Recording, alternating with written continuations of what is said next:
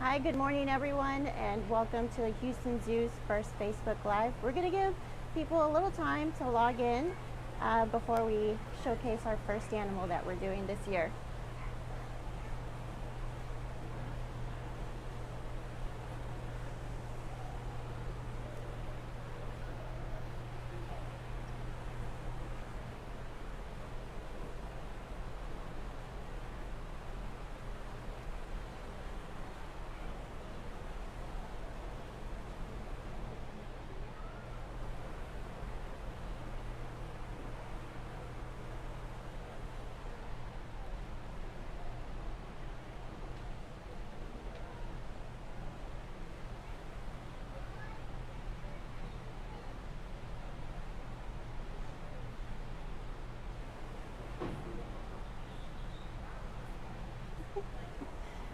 So like I said, welcome back you guys. This is the Houston Zoo's first Facebook Live for 2022, and what better way to start off than with our adorable little otters that we have out today. So we have two Asian small-clawed otters, and what we have out for them today is a couple of enrichment items that we set out for them. And so Dantu, our male, he's working on the puzzle feeder that's right in front of you, and then Athena, our female, is working on some ice treats in the shape of hearts because they love each other so much. And those little ice treats have fish and some shrimp inside. And so these otters are pretty smart.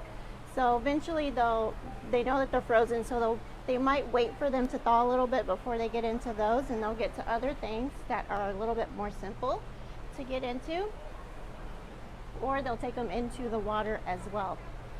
But like I said, we have Dantu and Athena. Athena is our newest member. She joined Dantu back in August, and these guys have been getting along so well. And so Dantu is around 12 years old. Athena is around 3 years old. Their lifespan in a zoo setting can be up to 20 years. In the wild, it would be about 12 years due to predation or lack of food. These guys are very social, and so they will live in groups up to 20, and they have up to 12 vocalizations or 12 different little squeaks that they will use to either locate food or locate each other or notify each other if there is anything around that may be threatening them. And so these guys are the smallest of the otter species. There are 13 otter species in total, and the Houston Zoo has 3 of them. So we have the Asian small-clawed otters, which you see here. We have our North American river otters, which are in Children's Zoo. And then we have our giant river otters, which are in our new Pantanal exhibit, which is very impressive and very cool to look at if you guys are ever here at the zoo. As I'm speaking, if you guys have any questions throughout the time, if I haven't brought something up, feel free to ask me anything about our otters that you may have. So when you do come to the zoo, one way to tell our otters apart are by their color. So Dantu is a little bit darker than Athena, and then Dantu also has longer like eyebrow whiskers. They kind of look like roach antennas is what we say, and so that is a very good way to tell them apart. And then Athena, who's right in front of you chomping on some fish, she has a thinner tail at the base than Dantu does.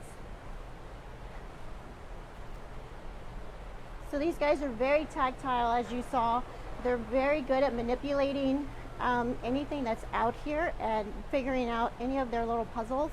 So their feet are semi-webbed so that they can swim, but they're also kind of separated. So when they do get to food or grab anything, they can handle it really well. These guys usually catch their prey with their hands as opposed to their mouth. And unlike like sea otters, when they find something that's a shellfish, they don't break it up, they don't bang it on something to break it apart.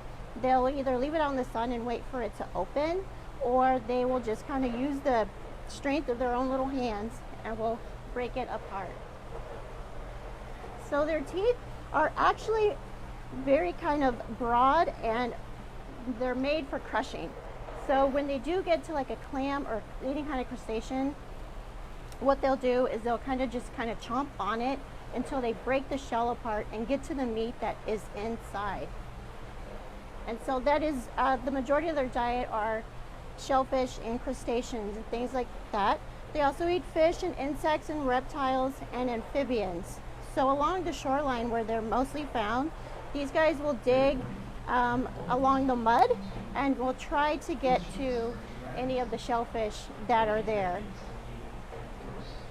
And so when these guys go to bed, because they are diurnal, they're mostly active during the daytime. When they go to bed, they'll dig little nest-like areas, and they are called holts. And so that's where they will sleep at night.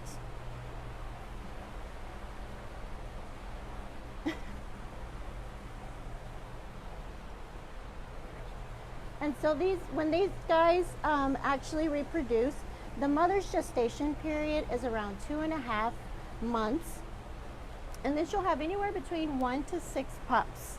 And the family will kind of take a role in raising all of the pups. They will actually get swimming lessons as well to kind of help them learn how to swim. As Athena is going through the water, or as our otters are going through the water, you might notice like little bubbles coming off of them. They have little air pockets inside of their fur to help them stay warm. So these guys spend the majority of their time on land than they do in the water. But when they are in the water, they can stay warm with those air pockets, and then they'll dry off so that they can get more air pockets to remain warm. And so a group of small clawed otters is called a romp. And then if you're wondering, a group of sea otters is called a raft. And that's because sea otters spend most of their time in water. They are the otters that actually hold hands while they're in the water. Our otters will sleep together in what we call a cuddle puddle. Jamie asked, what is their favorite enrichment? Well, thank you for tuning in, Jamie. So their favorite enrichment is anything that they can manipulate. So all of these things that you see out here, they love to try and figure out. They're extremely intelligent. So anything that they can try and figure out, it's kind of like a challenge for them and kind of like a game to them, because they're also very playful. They will try and kind of figure it out and get to whatever is inside, if there's anything inside. And sometimes these guys, they really love to juggle pebbles. And so a lot of times when you come and visit our zoo, you might notice them just juggling pebbles. It's one of their favorite pastimes, and so they'll kind of just have it on their belly or in front of their face and kind of roll it through their fingers. When these guys are in the water, they can stay in the water for about 8 minutes maximum before they come up for air.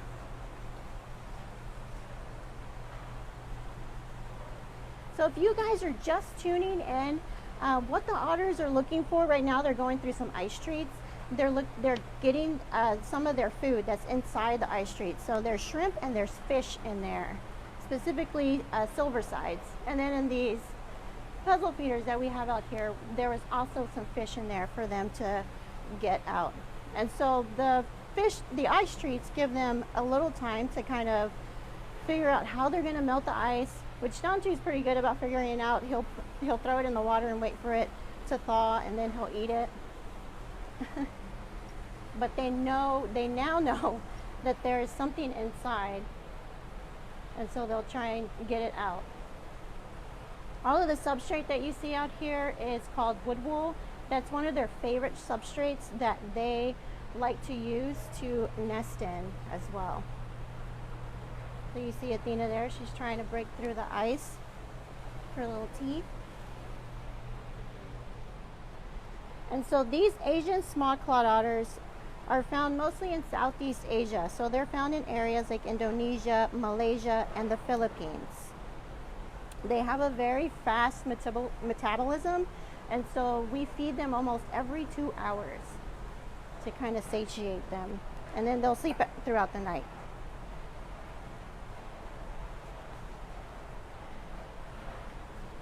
And so otters are classified as vulnerable. And so what really threatens them is mostly water pollution and habitat destruction. And that's mostly because of development and farming that's happening along in their area. And so what happens is with development, And farming, whatever pesticides the farmers choose to use can go into the water and kind of harm the water ecosystem that is around them, and whatever food that they would typically eat may not be there. So you won't see otters there. But a cool thing about otters is that they are an indicator species. And so if you do see otters, like here in Houston, we have seen some river otters, which is great because that means that our water systems are clear and that they have plentiful food that they can find there. So it's a very good thing if we see otters. And I know the zoo partners with, well, many conservation partners globally, but specifically for otters, what they do is they work with the community there, and they they educate the community on how they can coexist with these otters so that these guys can continue to live there, and we can continue to, you know, they can continue to enjoy their habitat and their land. So Maria asked, do they have pockets under their arms, or is that just sea otters? So our Asian small-clawed otters don't necessarily have pockets, but what they do have are little, kind of like arm flaps. It's kind of like a little fatty area. So they don't carry their pebbles around inside their arms. They'll actually just kind of carry it around in their hand, or they'll carry it around in their mouth. And they'll go around that way.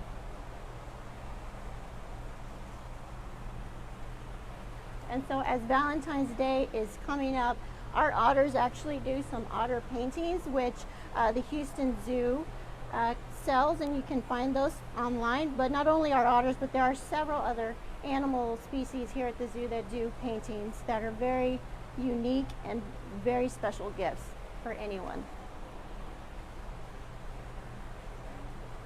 And so one way you guys can help out these otters are just basically reduce, reuse, and recycle. So anytime you guys are using a reusable water bottle, or you go to the grocery store and you're choosing to use your own bag and not a plastic bag, you are helping many animals, many marine life out in the wild by not having that item have to go into the trash can. And definitely recycle. And with littering, try not to litter as well, because anything you see on land eventually has to make it to the water some way. So when it rains, all of the litter that you see along the streets will eventually make it into our waterways and will make it to our marine wildlife. Anissa asks, do they hold hands to float away?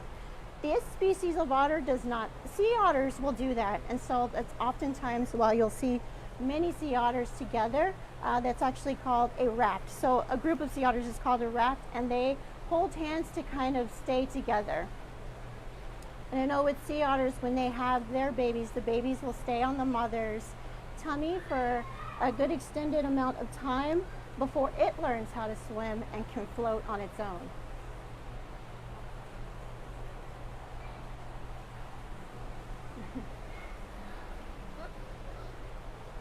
And so the zoo is actually coming up on their 100-year anniversary. We're going to celebrate our centennial. And if you guys have any stories you have or any memories to share with our zoo that we can showcase, please send those in. You can find those on our website. I myself, I am a Houston native. I was born and raised here, and I came to the zoo my entire life. And the building that we're in now was my favorite building, but at that time it was called the Small Mammal House. And my favorite thing to see in the Small Mammal House when it was here were the vampire bats, because they were like really creepy and cool and kind of gross at the same time. But now the Natural Encounters building took its place. It was rebuilt and remodeled, and it opened in 2006.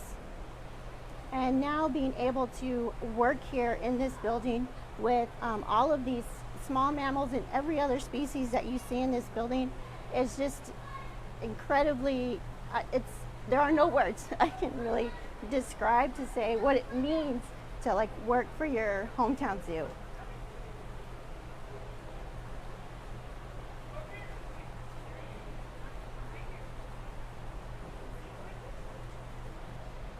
Again, if you guys are just tuning in, you're watching our Asian small-clawed otters. We have Athena and Dantu, our male and female companions.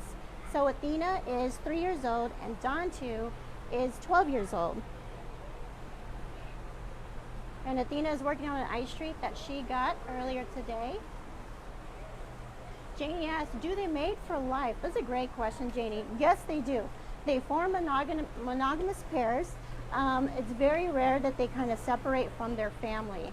And so they live in families up to about 20 in a pair, or in a group, I'm sorry. And they kind of stay together until some of the males will kind of break off and create their own families. And so this is as big as these otters are going to get. They are the smallest otter species.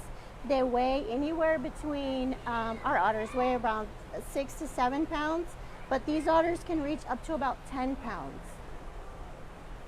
And then their lifespan is about 20 years in a zoo setting, and then out in the wild it could be 12 years due to predation or lack of food. And like I said earlier, these guys are classified as vulnerable. What mostly harms them is habitat destruction and water pollution. So any water pollution and destruction from farming that's happening around their region, and then more and more development that comes in as well, kind of pushes these otters out of there. And so any of the pesticides that the farmers decide to use for their crops will actually end up in the waterways and kind of deplete their food source, and so these otters will not be there. And so something that the zoo does is partner with conservation partners globally, but for otters as well. And what they do is they talk to the community there and let them know how they can coexist with these otters so that they can continue to thrive.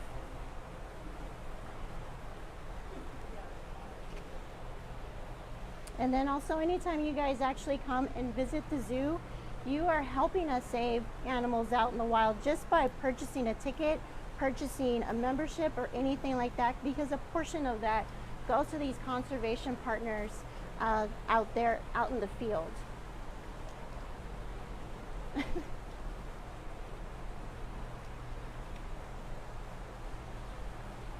And so like I was saying earlier, there are 13 otter species. They are the smallest otter species.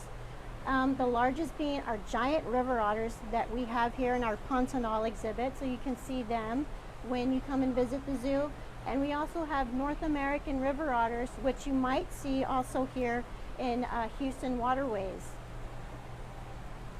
And if we do see them in Houston waterways, it's a good indication that our water is clean and that there's a food source for them. So these guys are a indicator species as well.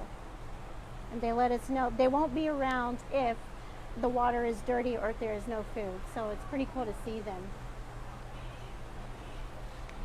Well, we're gonna wrap up. Thank you guys so much for tuning in. Please remember to share any of your centennial stories or memories that you have here at the Houston Zoo. You can join us again next Wednesday at 11 a.m. for another Facebook Live. Thanks so much, you guys, and you have an utterly awesome day.